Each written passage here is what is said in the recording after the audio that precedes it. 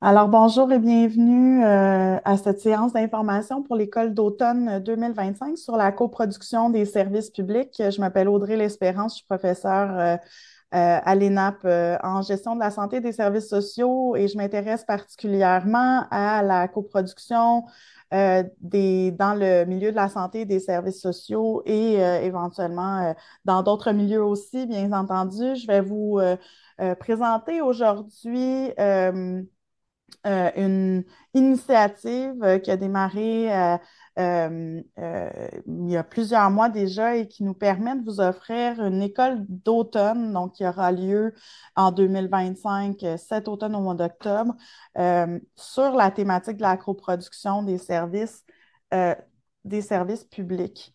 Je passe à l'autre. Juste pour vous donner une idée, aujourd'hui, je vais vous faire la présentation des professeurs qui sont responsables de l'organisation, mais sachez qu'il y a toute une équipe aussi qui est derrière tout ça.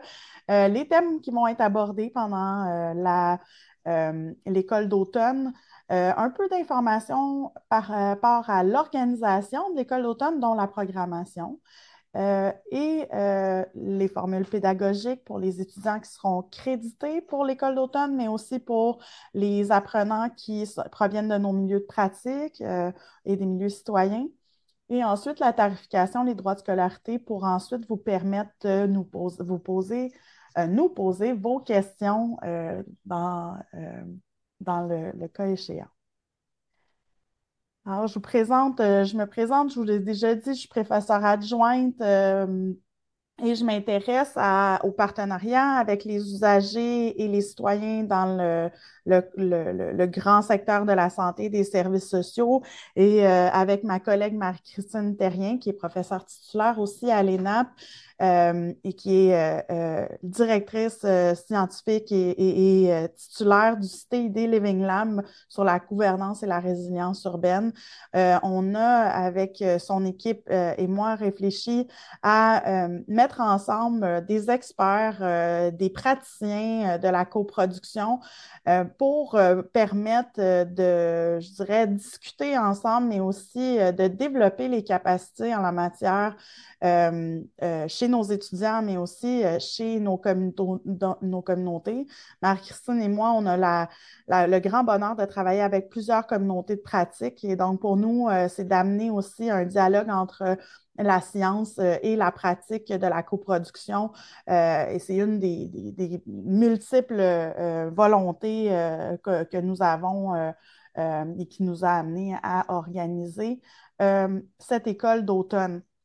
Marie-Christine et moi sommes aussi directrices d'axe d'animation scientifique dans un réseau de recherche qui s'appelle le PRECRISA, qui est un réseau de recherche sur la préparation et la prévention des crises qui affectent la santé des populations et du vivant. Donc, comme directrice d'axe, Marie-Christine et moi, on se disait qu'il y avait aussi un grand désir de la communauté plus large scientifique d'aborder les thèmes de la coproduction, du partenariat avec les citoyens et de valoriser ces savoirs qui se trouvent dans nos communautés au profit d'une meilleure science, mais aussi d'une meilleure pratique publique. Dans le cadre de l'école d'automne, nous aborderons des thèmes qui sont assez importants dans le cadre d'un de nos cours qui est donné à l'ENAP, qui est le cours NP 7009, qui s'appelle Mobilisation des acteurs locaux. C'est des thèmes qui sont liés à la mobilisation des acteurs dans le but de développer non pas seulement des partenariats, mais des politiques qui sont plus en adéquation avec les milieux, de réfléchir à la gouvernance locale et aussi à la contribution des acteurs à la gouvernance des services publics. Donc, tout ce qui a rapport aussi avec la gouvernance collaborative est au cœur de ce cours-là et donc aussi de notre école d'automne. L'école d'automne est donc organisée par l'ENAP et le CITID Living Lab, comme je vous l'ai dit plus tôt, mais aussi en collaboration avec le HESP, l'École des hautes études en santé publique de l'Université de Rennes. Donc, on est chanceux d'avoir des collaborateurs français là, qui vont venir participer participer et contribuer à notre école d'automne. On a aussi des collaborateurs du Pré-CRISA, donc le réseau de recherche auquel Marie-Christine et moi, on est attachés et qui travaille sur la prévention des crises en santé. La Maison d'innovation sociale, qui est un de nos partenaires privilégiés avec qui on a la chance de pouvoir construire toute la programmation de cette belle école d'été. Et on a eu le soutien financier du Conseil de recherche en sciences humaines du Canada qui nous a octroyé une bourse pour pouvoir mener cette école. Donc, tous les bons, les géniaux collaborateurs internationaux que vous allez voir dans notre programmation, c'est en grande partie à cause de ce soutien financier qu'on est capable de les accueillir à Montréal pendant l'école d'automne. On a aussi la grande chance d'avoir la participation du Centre intégré universitaire de santé et de services sociaux du Centre-Sud de l'île de Montréal, qui vient soutenir aussi toutes les démarches de cette école. Donc, vous voyez que c'est un grand travail collectif et ça se reflète dans la programmation qu'on vous offre. L'école vise donc à comprendre les fondements théoriques et légaux de la coproduction. On fait de la coproduction non pas seulement parce que c'est une bonne chose, mais parce qu'il y a aussi des fondements démocratiques, légaux qui composent nos organisations et qui ont un impact sur notre propension, notre niveau de préparation comme organisation à coproduire les services publics. On va aussi explorer des cas concrets puis des expériences internationales en matière de coproduction. On va développer nos compétences pratiques à travers des ateliers pratiques qui vont se faire en après-midi, tous les après-midi de l'école d'automne. Et on veut aussi créer des ponts entre théorie, pratique et innovation. Comme je vous l'ai mentionné un peu plus tôt, c'est quelque chose qui est extrêmement important pour Marie-Christine, moi et nos équipes respectives de ne pas rester justement dans nos universités, mais de décloisonner ces savoirs-là pour pouvoir les faire circuler le plus possible. Je vous amène à la programmation qui fonctionne sur une semaine, donc du lundi 20 octobre jusqu'au vendredi 24 octobre. L'école d'automne est organisée sur la même séquence. Donc, le lundi 20 octobre, on a des activités d'ouverture pour l'ensemble des participants qui vont commencer vers 13h à 13h30 et qui vont culminer avec un cocktail de réseautage dès le début de notre école d'automne pour ensuite rentrer dans les journées, je dirais, de formation plus intensive du mardi, mercredi et jeudi, où on aura en matinée des conférences d'ouverture avec plusieurs conférenciers internationaux, des experts de la coproduction, pour ensuite passer à des tables rondes qui font un beau mélange entre des praticiens de la coproduction et des chercheurs. Et ensuite, en après-midi, on va avoir des études de cas, donc des cas concrets de coproduction qui vont pouvoir être inspirants et des ateliers. En passant dans les après-midi, vous allez avoir le choix probablement, fort probablement, entre des études de cas et des ateliers pour que vous puissiez aussi aller vers des cas et des ateliers qui vont être d'intérêt pour vous, pour vos pratiques, etc. Donc, ça aussi, restez à l'affût, on va avoir des détails par rapport à ça. En vendredi, on a une demi-journée où on va avoir un conférencier invité et qui va nous amener à faire une synthèse des journées qui ont précédé pour clôturer vers midi là, avec la fin de nos activités intensives. Vous allez voir pour les gens qui vont s'inscrire aux activités créditées, il va y avoir quelques éléments à rajouter dans votre horaire. Là, je vais vous en parler un petit peu plus tard. Pour vous donner une idée générale, on a des conférenciers qui proviennent de l'international, du Canada et des experts québécois qui nous ont tous confirmé faire partie de la programmation. Donc, vous pouvez regarder là, sur la liste, si vous connaissez un peu la littérature sur la coproduction, l'équipe a réussi à mobiliser vraiment là, la crème de la crème. Donc, Elke Laufleur, Sana Turnas, Troy Steen, Saneke Kuiper, Caitlin McMullen, qui sont des personnes qui vont venir nous présenter leurs recherches, mais aussi la théorie, les modèles conceptuels autour de la coproduction. On va aussi avoir des conférenciers de l'École des hautes études de santé publique, comme je disais, qui sont nos partenaires, Maude Moquet, Delphine Moreau, Alexandre Berquès, qui sont des gens qui, justement, dans leur milieu en France, ont agi comme des porteurs de coproduction. Des experts canadiens, Sandra Lapointe, Marc Pickup, qui sont des experts aussi dans le reste du Canada. Et au Canada, des gens comme Julie Boivin, Jonathan Brown, Geneviève Barry, André Fortin, et j'en passe, là, Laurence Bérère, Marie-Ève Boutier, sont tous des gens qui vont venir vous parler, soit dans le cadre d'une table ronde ou d'une étude de cas ou dans le cadre de la semaine d'activité intensive, donc entre le 20 et le 24 octobre. Je ne sais pas si ça apparaît dans ma voix, mais moi, je suis très, très excitée de, de les entendre tous parler.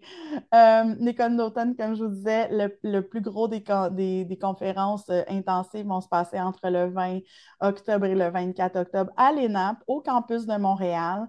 Va falloir prévoir, bien sûr, une soirée là, le lundi où se déroulera des activités de réseautage. Je vous recommande donc de prévoir bon, une conciliation travail-famille pour cette soirée-là, mais pour le reste, ça sera dans une journée. En fait, si je reviens les journées commencent vers 8h30 et vont se terminer à 16h15, 16h30 là, au plus tard. Donc, ça pourra être possible, là, justement, d'avoir vos activités familiales normales.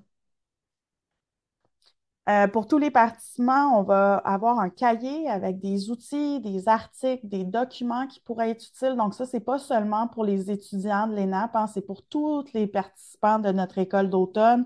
Donc, l'ensemble des informations vont vous être rendues disponibles à travers un cahier. Donc, vous allez pouvoir repartir avec du contenu, des outils, éventuellement, peut-être même des comptes rendus de nos activités pendant la semaine.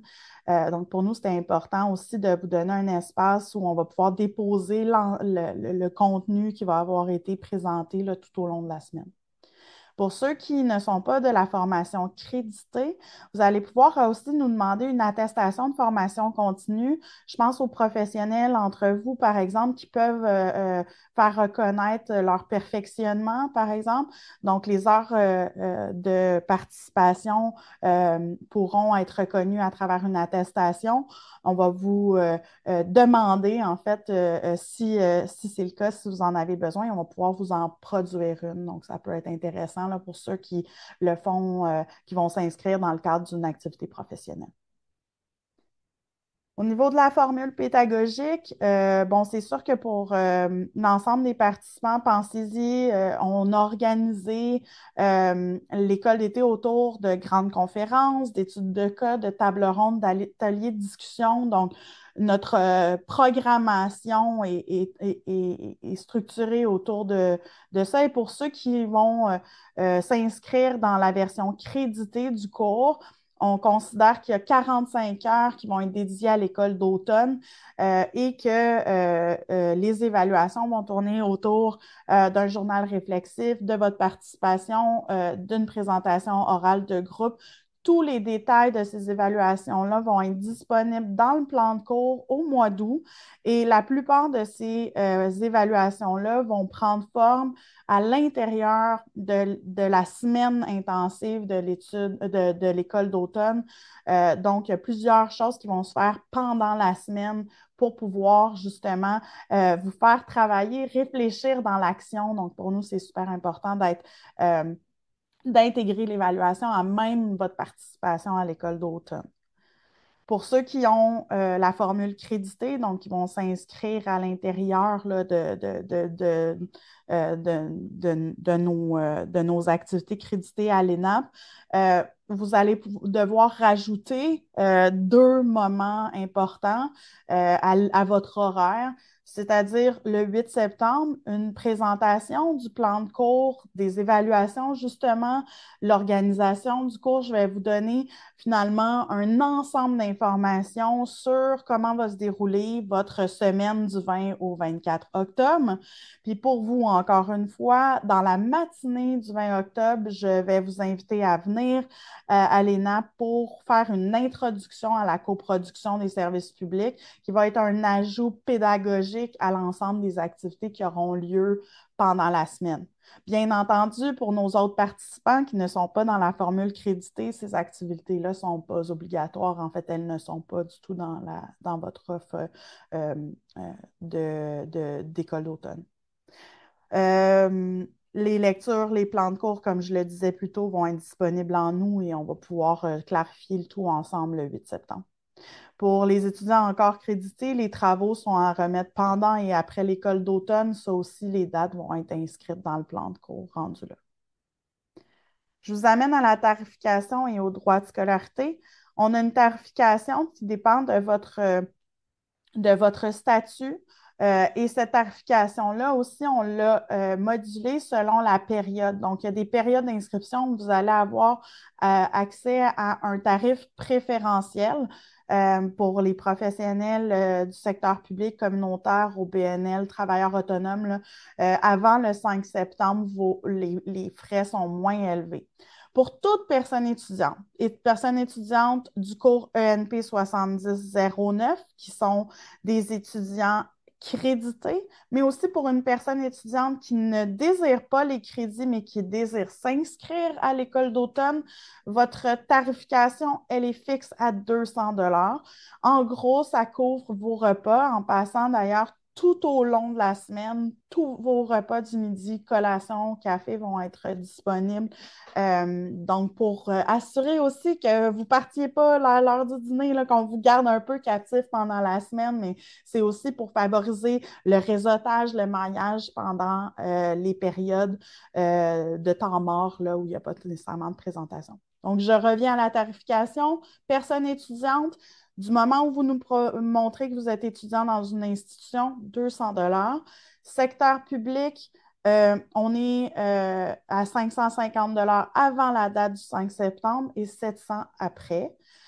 Même chose communautaire au BNL, travailleurs autonomes, on demande 350 dollars avant la période du 5 septembre et après le 5 septembre, on est à 500 dollars. L'idée ici, c'est de couvrir nos frais et d'être capable justement de vous offrir une qualité de conférencier là, qui est vraiment très, très grande. Il ne faut juste pas oublier pour les gens qui sont crédités, donc les étudiants qui vont s'inscrire au cours ENP 7009 à l'ENAP, euh, euh, et que vous soyez des étudiants de l'ENAP ou d'une autre université, du moment où vous rentrez dans la formule créditée, vous avez aussi bien sûr payer vos droits de scolarité. C'est un cours qui comprend, en fait, qui vous donnera 3 crédits. Et donc, les dates importantes et les frais sont sur cette diapo si jamais vous avez besoin d'y référer. J'étais à 20 minutes. Je voudrais prendre vos questions maintenant. Donc, je me permets de juste vous retrouver ici sur mon écran pour pouvoir vous voir et je pourrai répondre. D'ailleurs, en passant, ici aujourd'hui présente, il y a ma collègue Geneviève Barry. D'ailleurs, vous lui devez en grande partie la création de cette géniale école d'automne. Elle pourra aussi répondre à vos questions si jamais moi, j'y arrive pas. Là, on fait un travail d'équipe ici. Puis au niveau des études aussi, on a notre collègue Abigail Eck qui est des nôtres. Alors,